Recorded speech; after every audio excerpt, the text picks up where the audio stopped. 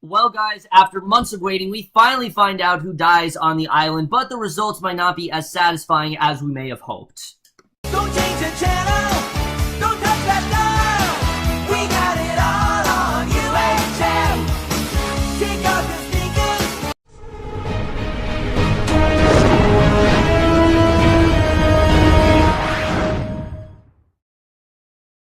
Hey guys, it's Cameron for the season premiere of Arrow, Season 6, Episode 1, Fallout, and obviously I was pretty much hyped out of my mind for this episode. As you guys know, I absolutely loved last season. I think last season was absolutely the comeback that this show really needed. Even though I enjoyed Season 4, the show had become sort of like a shell of itself, and I feel like Season 5 just really got things back on track very nicely, and especially after that finale. I mean, they're coming off the heels of what might be their greatest episode ever. Honestly, it might have been. It's definitely the best finale they've done, but it also might be the greatest episode they've ever done. So, yes, there was a part of me that thought, okay, maybe this episode won't deliver as much as I had hoped. And truthfully, no, it didn't. This was a good premiere, but it wasn't as great as I had hoped. I still really enjoyed it. I still thought there was a lot to like about this premiere. In terms of shock, though, not really a lot there. It was really the character moments that really did save this episode for me. But let's just get into this episode because I do want to talk about it. And we start off 5 months later. We see Green Arrow. He's taking down the men guarding a ship in the harbor. He then swings out of the water, lands on the ship, continues fighting his way through the remaining guards. He calls in that there's no sign of Alex Faust. And what I don't like about this is that automatically we know who's alive and who's dead. And I don't like the way they handle this. In my opinion, they should have done the past first and then cut to 5 months later. Because I just feel it would have been a lot more effective if they did that. But we see Spartan, so we now know that, okay, Diggle's alive, because he takes down one man and confirms that he hasn't seen Faust, and an armored wild dog takes down a man, so we know that Renee is now alive before he can kill Spartan from behind. And as a guard attacks Arrow, Faust then comes on deck. He activates a missile launcher. He tells Arrow the next time the mayor should pay, so he clearly knows that, Arrow is Oliver Queen and whatnot, so he fires the missile. Arrow takes down his man and pins Faust to a scaffold, and the crime lord warns that Arrow can't disarm it, but Green Arrow says he has a friend who can. And on the rooftop, this guy named Mr. Terry, he throws one of his T-spheres at the missile. It spoofs the guidance system, and it draws back in the water, where it explodes over the harbor. And Faust tells Green Arrow that he looks troubled as if the detonation stirred unfortunate memories. So we then cut to the past, where we see Oliver. He tells Felicity that there's actually an Argus supply ship on the other side of the island, and Slade knows where it is, which I love seeing Slade again. I just thought Manu Bennett just fantastic as his character, and he heads off on his own, figuring that the others actually won't make it, and the others then head for the plane and take shelter. Samantha goes after William, Thea goes after her, the bombs then go off, and Diggle then lags behind, and again, at this point, we don't know who actually survived, but we know that Diggle's very much alive, and we know that Renee's alive. So again, it wasn't necessarily the wrong direction to take it, it just really, took away a lot of the suspense because we did know who was pretty much alive from here on out. Because we then go to the headquarters to see Renee. He gives Oliver a speech he wrote for the police academy graduation ceremony, and Felicity then comes in with fast food. Now, I knew they weren't going to kill Felicity. There was just no way they were going in that direction, even though I know people wanted it. I've never hated Felicity. I just feel like it's a character that's better in small doses than when you make her the main focus of everything, and it does seem like they're on that same track this season. So she says that he had to put her mother on a flight to Las Vegas. Oliver says that he's going home, and the three men then leave Oliver with Felicity. And it appears that these two are actually back together, and it seems like they actually are doing okay because she says she got food for William, and Oliver asks her to come with him, and Oliver figures that William is actually getting used to him, but Felicity says that it would be confusing and promises to go another night. So it's clear that Oliver has been with William for a while. He's now raising William on his own, and that is a dynamic that I do like seeing. I like seeing Oliver have to be a father. I like seeing William actually play a major role, because William's always kind of felt like an afterthought. Like, he only comes up when someone wants to threaten Oliver, or when Oliver thinks of, people he really wants to protect, but it does seem like William has a much more, he is a much more of a focal point this season. That's something I definitely really did love. So Oliver then takes William to the shore. He explains that Chase actually did it, and William then takes in that Oliver is his father, and Oliver tells him he's going to find Samantha and make sure that she's safe. So again, I thought this was good. We don't know if Samantha's actually alive or not. We don't know what happened to her. I thought that stuff was actually very well handled, and I did think they did a good job with that. But again, I just felt like they could have waited a little bit longer to tell some of the other people that were alive. So Oliver then goes home, and the nanny Reza tells him that school is actually hard for William, and William's playing video games and tells Oliver that he's not hungry. He mutters that school is fine, and Oliver suggests they go to a baseball game. So again, he's really trying to bond with his son, but William just says he's tired and he's going to bed. They say goodnight to each other, and at the station we see Dinah, and again, we know Dinah's now alive, and it just... again, really did diminish a lot of the surprise here for me, but she questions Foss and asks where he got the muzzle. And again, this is a good scene. I like this scene overall. I just feel like they really could have waited, but she applies some pressure to his wounded shoulder, figures that someone actually paid Foss to launch the missile. She goes to get some water, and an officer tells her that Quinn's appointment as deputy mayor was actually an hour ago, and he hasn't shown. So again, now we know that Quentin's alive. So she gets a text from Quentin and says that she knows where he is, and he's sitting in a bar looking at 3 glasses of whiskey when Dinah comes in, and he thanks her for coming and says he can't tell his sponsor what happened, and Dinah tells him that Laurel wouldn't have wanted him to start drinking, and Quentin then wonders which Laurel, because obviously there are 2 very different Laurels now. There's a Laurel that died, and now there is Black Siren. And again, I do like this storyline for Quentin. I think it gives him something really good to do, but the officer then gives Foss a can of pop, opens it to him. He slams his head into the table and knocks a tooth loose. He pulls it out, explains it's a C4 implant. He drops it into the pop can. It starts fizzling. The C4 goes off. Black Siren comes in and tells Foss he's right on schedule. She's brought mercenaries with her, and they open fire on the other officers. It appears the Black Siren is in fact on their side. Like, she's not necessarily the villain here. I thought she was going to be the villain this season, but it doesn't appear that way.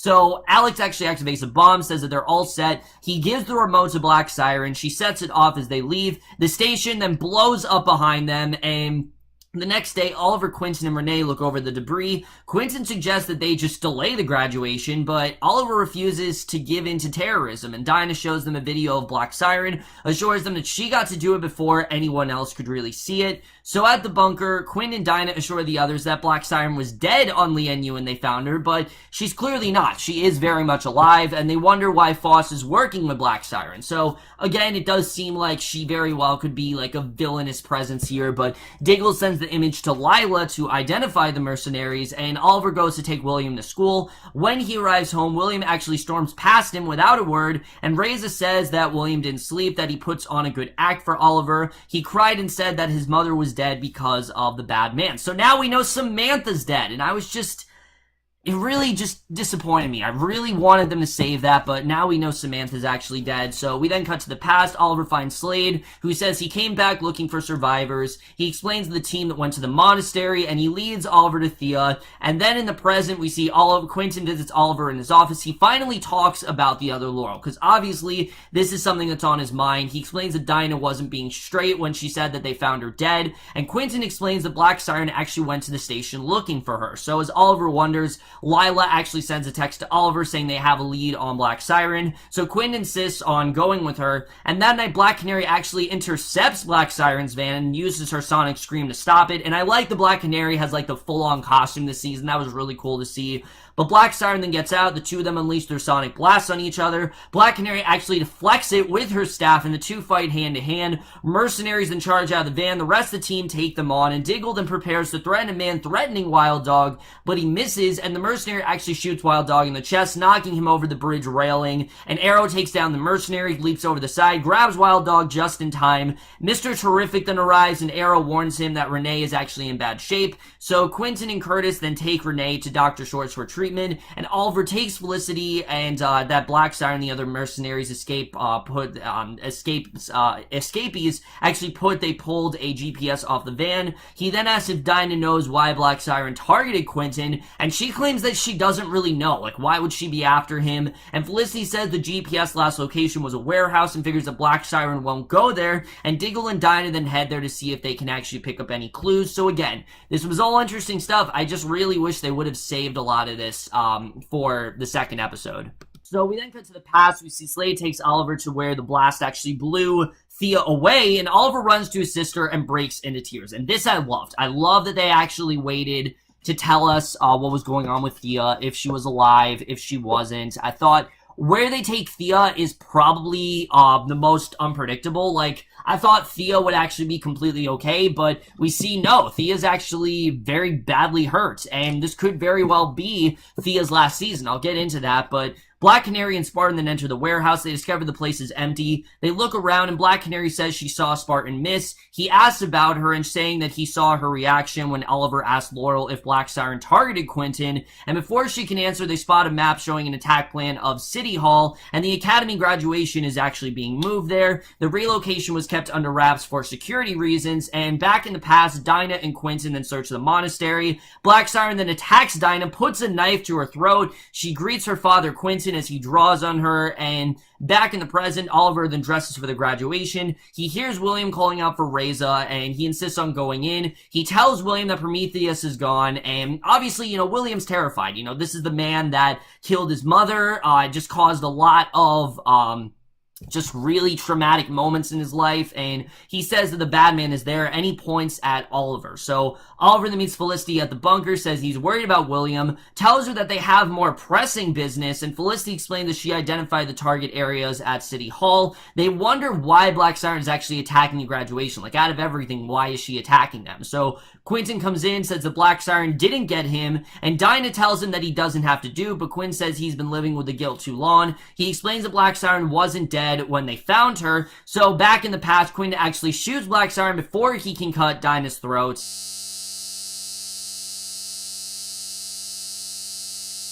And of course, this is a big moment, for Quentin, because even though this isn't, actually his daughter, she very much looks like it, and he really couldn't see himself killing his daughter, but he did it for Dinah's sake, and again, it just really shows how far this character has come here. And Dinah then says that she actually told Quinn to tell them Black Siren was dead when they found her, and she points to the Black Siren was actually going to kill her, and Quentin saved her life, and Oliver tells Quinn to stay there, but Quentin refuses, figuring that they need to use him as bait, mainly because, if she's coming after Quentin, they can then, come after her, and after a moment, Oliver agrees. Curtis then shows them high-tech bomb detectors, but Felicity and Curtis have to be there operating them, and Diggle offers to stay behind and operate the comms, and Oliver then agrees. So we go back to the past, we see Samantha, she staggers out of the darkness, asks if William's okay, she collapses, and Oliver tells her that William's fine, needs to see his mother, and Samantha makes Oliver promise to be the boy's father, and dies. And again, this isn't a big surprising scene because we already know that she died. So again, it was just very underwritten in that way, and I feel like they could have handled this a lot better. But we then go back to the present, and at City Hall, Curtis and Felicity check the crowd. Oliver begins the ceremony. He says the city is actually better off than ever. He thanks the police for protecting them and talks to Quentin privately, and Quentin blames himself for unleashing Black Siren on the city and says this is essentially his fault. And Oliver tells him the Black Siren isn't Laurel, and the older man insists the Black Siren is his daughter, but Oliver tells him that he protected his friend, and he missed that William actually blames him for Samantha's death, and figures that he should be with Samantha's parents, and Oliver wonders how to reach him. Quentin tells him to just be a father, and Felicity reports that they found something, figures that something is wrong. They check in with Diggle just as a grenade rolls in. It goes off, stunning him as he takes cover, and this was a good scene. I will definitely say I thought the action was still really great here. Black Siren and his mercenaries come in. She tells Felicity that Diggle is fine, going to catch up with an old friend. She figures that Diggle actually lost his arm, and he slides a flashbang over to her and the others. He slips in the shadows. The mercenaries actually go after him, while Black Siren then tells Foss it's time to go to work. Diggle takes out several of the mercenaries, grabs a gun, shoots at the others. He freezes up, and a mercenary then pistol whips him. Arrow arrives and then takes the remaining mercenaries down. Diggle tells him that he's pissed, so Foss is then planting explosives. Mr. Terrific and Black Canary come in via the elevator shaft, and Black Canary then takes out the first wave of mercenaries. She and Black Siren actually fight while Mr. Terrific fights the remaining mercenaries. The bombs then Sniffer determines the bombs are in the bunker, and the whole place is wired. So Felicity says she can jam the detonation signal remotely. A mercenary then prepares to shoot Mr. Terrific, but Arrow then takes him down from behind. Foss then runs off. Diggle grabs him, throws him back. Black Siren says they'll meet again, sets off an explosive to cover their escape, and outside, Quentin tells Black Siren not to move, so she invites him to shoot for the heart this time, and you know that she's not gonna die because Katie Cassidy was just promoted to, a main lead, so you know she's not going to die here. He asks if he chooses friend over her daughter, and Quentin calls her Laurel and begs her to stop. Black Siren tells him to back on Lian Yu, that she would have pulled the trigger if the roles were reversed. So Quentin lowers the gun, and Black Siren actually walks off. So he enters the bunker, tells Oliver the graduation went off without a problem. Diggle figures the graduation was actually a distraction, and Curtis suggests that Black Siren had another objective, and Oliver orders them to inventory the army to determine if Black Siren actually stole something, because again, of course, they don't trust her, and ask Quentin if he's fine. Quentin says that he is, apologizes for lying. Oliver assures him it's okay. The next day, he visits Renee at the hospital. He asks what would happen to Zoe if something happened to Renee, and Renee points out his daughter has a new family. It's clear that he's trying to, use this to think about William and how he should really handle this, and he figures that Zoe doesn't even think about him, and Oliver then gives Renee an envelope, says that he deserves another chance. It's a notification of another custody hearing, and Oliver says the new DA helped. Renee then hugs him, and Oliver tells him to pay him back by getting better. So he leaves and goes into Thea's room, and it turns out she's actually in a coma, and she's hooked up to life support. So Slade then comes in. Oliver tells him that Thea is the same. The older man says the info on Joe panned out. He's heading to Calgary, and Oliver hopes he finds what he's looking for. However, he warns that finding one's son doesn't always go as planned. If you remember, he doesn't know what happened to his son, and again, Oliver, he's using this as a parallel to William, that it doesn't always work out. So Slade tells him to be patient with William, but also to be prepared to choose between being a hero or a father. And he explains the two of them walk between two worlds. And this is obviously, what the main, I think, sort of problem for Oliver throughout the scene is going to be, is when should he be a father, when should he be a hero. But he says that they can only do that so long. So he shakes Oliver's hand, wishes him luck, and leaves. And at the bunker, Diggle is checking his injuries from Lian Yu. Dinah comes in, asks if he's okay, offers him his gun. She confirmed that Diggle didn't fire it and gives it to him. And Curtis then comes in, says he found what Black Siren took, which was a prototype T-Spear. It's not weaponized, and they wonder what Black Siren can actually do with it. So we go to the past. A man then flies to Lian Yu, helps the Black Siren up, and we don't know who this man is, but I'm sure we're going to see him again.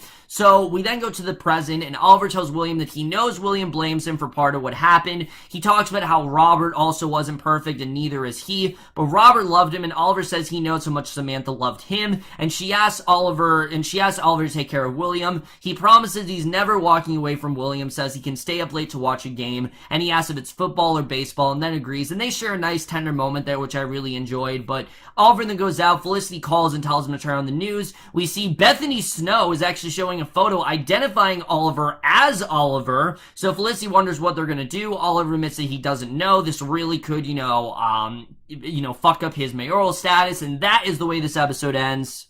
So, like I said, guys, not at all a bad premiere, just compared to the finale, this was definitely not on par. I think they really could have saved a lot of this stuff. Right off the bat, I really do like what we have going on here with Black Siren and Quentin. I think it's this dynamic we really haven't seen before. We've always seen Quentin brooding. They've done it for like 2 seasons now, but now it actually does have some sort of effect, because now Black Siren, she can use that against him. She knows how similar she looks to his daughter, even though it's not really his daughter. So I'm definitely looking forward to seeing really where that's all gonna go. I think that overall is gonna be very interesting, and I don't think Black Siren's gonna be the main villain though this season. I'll tell you why, because we thought last season that one character, I can't remember his name now, but we thought he was going to be the main one. Then Prometheus, of course, turned out to be the main villain. So I feel like this season may follow suit, but also it might not. We'll have to see the way that really does play out. Either way, I really am liking Katie Cassidy as this villain. I think she's doing a fantastic job. It just kind of made me wish that they would have done this a little bit later, because I did feel they kind of rushed what they did with her. Sure, they could have shown her, like, conspiring against them, but her actually enacting her plan, I just feel like it happened a little too soon, so it just felt kind of rushed in that regard to me. Not nearly as rushed as the flashbacks, so I thought the flashbacks in general just didn't really do what I wanted them to do. Now, don't get me wrong, there's some things I really like. I like the fact that Thea's in a coma. I think it gives Oliver this different sort of arc, and it also kind of makes us fear for Thea, because this could very well be Thea's last season. I mean, Thea last season wasn't my favorite part, and I thought she didn't really, she was there and then she wasn't. There were so many times last season where, like, where the hell is Thea? Why didn't they do more with Thea? And I feel like because of what they're doing here, this could be a sign of the end for her. I don't know if she's actually going to wake up, especially the fact that she's on life support. Oliver's going to have to figure out whether or not he wants to, cut that cord or not. So, I do think that eventually Thea, this could very well be her last season, but we'll have to see the way that all turns out. So I do like that, and I like that Diggle also has really severe injuries. It's just, I wish they could have waited to tell us, okay, this is who lived, this is who died. Now, I understand that Cisco, he teased that Felicity and Curtis were alive, we knew that, but I feel like they could have saved it. They really could have saved it till the end of the episode. We could have seen how all this really does play out. I had a feeling Samantha was gonna die, it just kind of seemed inevitable, so I'm not surprised that she actually died. I do like that William actually blames Oliver for it. I think it actually makes a lot of sense, everything that happened with Samantha. William is obviously very, it's something that just had a real impact on him, and he just can't really, that's not something you forget. When your mother dies, in front, it's just not really something you forget. So I think William's always going to kind of think about it, and hopefully he's able to move past it, but we'll have to see the way that really does play out. So I think that, like I said, that definitely is going to be very interesting overall. And then, as far as everything goes with Oliver and Felicity, it appears the two are back together, but what I like is that it didn't overshadow the episode. We see they're back together, but it's not like the main thing of the episode. This is not season 4 again, where it was the Oliver and Felicity, romance show. It's not that this season. I'm glad to see they are, in fact, going in that direction. Like I said, I did enjoy this episode. I just thought in general there were a lot of things they really could have saved. What the whole thing with Oliver's mayoral status is about, I don't really know what's going to happen there, but we'll have to see the way that really does play out. Overall, I am very interested in seeing the rest of the season plays out. I just feel like coming off the heels of the finale, this definitely was not up to par. Even, I don't think it was up to par with some of the best episodes of season 5. I mean, this was definitely not the greatest premiere that Arrow was done, but I still did enjoy it. There were some really great character moments. I like seeing Oliver trying to be a father to William. It's a different sort of dynamic that we haven't really seen before, and what Slade said to him, I think, does speak a lot of volumes for this season. Oliver's really got to think about, is he going to be able to be both the Arrow but also be a father to William, or is that really going to, compromise that relationship? Is it really going to be a detriment to them? I mean, I don't know. We'll have to see the way that really does play out, but I'm interested in seeing how that, like I said, does turn out throughout the rest of the season. Overall, I did enjoy this premiere. Not nearly as good as some of the other ones we've had, but I still thought it was a strong premiere, and I am going to give the season premiere of Arrow, Season 6, Episode 1, Fallout, a B. So overall, guys, for this episode of Arrow, let me know what you guys thought of this episode overall. Left your thoughts. Like I said, really enjoyed this episode. Just not nearly as good as it really could have been. I think they could have really saved a lot of this stuff. But that's in my review. Hope you enjoyed. I'll see you guys in my next video, and I will see you guys for that. Okay, bye.